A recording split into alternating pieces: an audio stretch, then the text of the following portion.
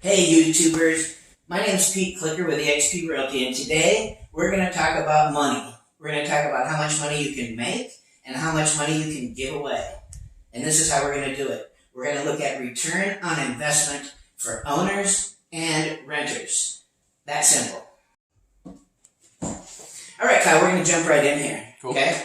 So today we're going to talk about the return on investment for renters versus owners. Alright. So here we go. You ready?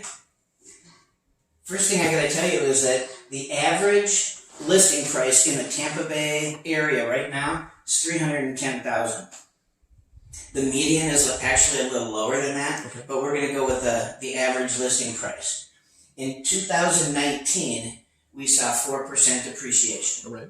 We're going to take what experts are saying for 2020 as 4% again. Okay. So if you look here, we have 2020 anticipated increase in the sale price at 4%. Your $310 investment's now $322. $322,000, $400.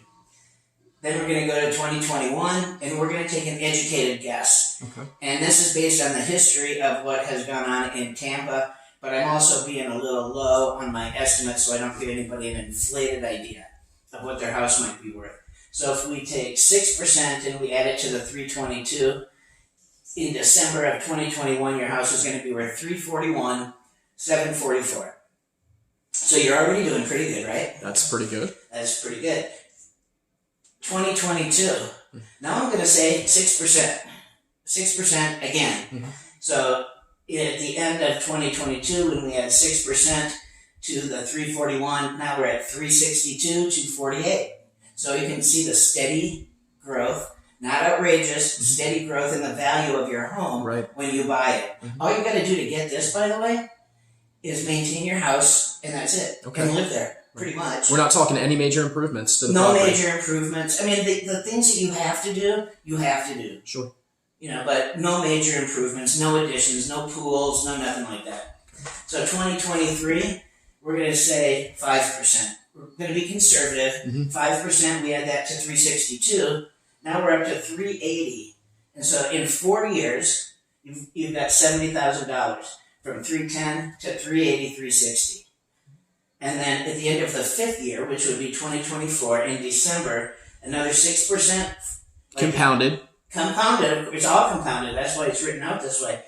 Compounded, and this is not interest, no, don't confuse the percentage with interest. This is the amount of appreciation that we see on an annual basis In this market. Right. So now your $310,000 purchase from 5 years ago is worth $403,000. That's huge. That's a $93,000 or $97,000 increase in the value of your property. A very short period of time. Who really moves before that? Not a lot of people. Right. Most people will stay in their home 5 years. Here's another thing that I want to show you, though. This is what's really important, is what have the interest rates actually been year over year? So I'm going to show you that here, if I can. Let me flip through my very technological way of doing this. And we'll take this first one off, and not that first one. Here we go. 2019, 4%. We're talking interest rates, or No, we're talking these are appreciation going the other way. In the Looking past. at the actual history in Tampa Bay, these are actual numbers. Okay. Okay, 2018, we saw 8%. Right. So you see what I mean about being conservative? Yep. We saw a huge increase in property values in 2018. Yes, we did. And 9% in 2017. Wow. Here's something else that'll surprise you. We also saw 9% in 2016. Okay.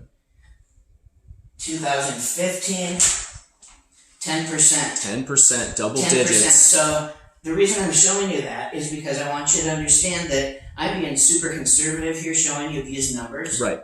Okay.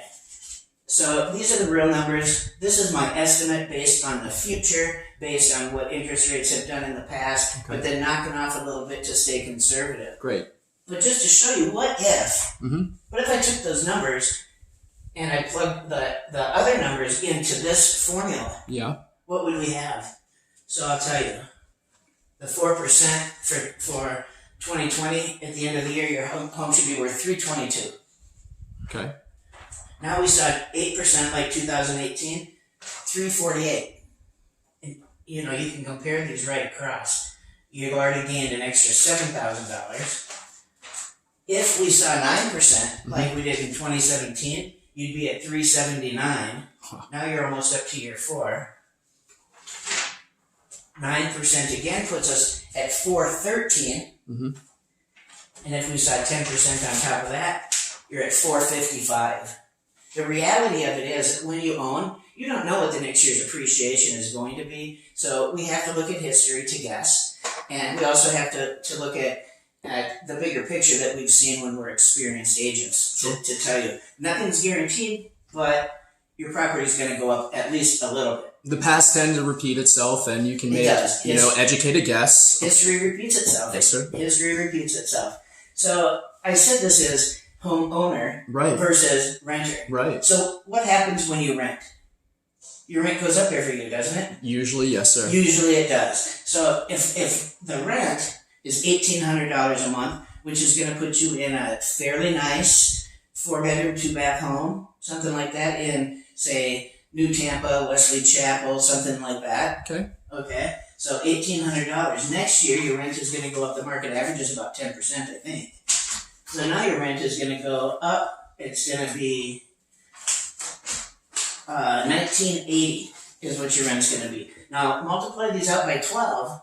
In 2019, your rent was $21,600. In 2020, it's going to be $23,760. $3,700 increase in rent in 1 year. Rent. Yeah, $180 a month increase. Nothing you can do about that. The renter, the landlord, the person whose investment you're buying can increase the rent on you. And what's he doing with that money? Putting it in his pocket and squirreling it away. Right. That's exactly what he's doing with it. So the next year, the third year, now the rent's up to $2,180. You're paying $26,160 a year. And just so you know, that number that's a little bit erased there, $71,520 you paid in rent in 3 years. You know what the most important part of that is? What is the return on that $70,000 investment? Nothing. Nada. Zero. Nothing. So you don't have to be an investor. I mean, investors can do this all the time. A lot of people invest in real estate because it's a safe way to invest their money. When you rent, you're doing exactly the opposite. Not only, I'm not an accountant, I can't give you tax advice or anything, but I will tell you that the interest that you pay on your mortgage is tax deductible. So that may put you in a position to itemize. And if it does, not only are you earning appreciation on your property, but you're also keeping more money in your pocket every payday. So obviously you can see that it's almost foolish to rent. Now that doesn't mean that some people can't buy or are going to not be here long enough to buy. If you're not going to be here a year, then you're not going to want to buy.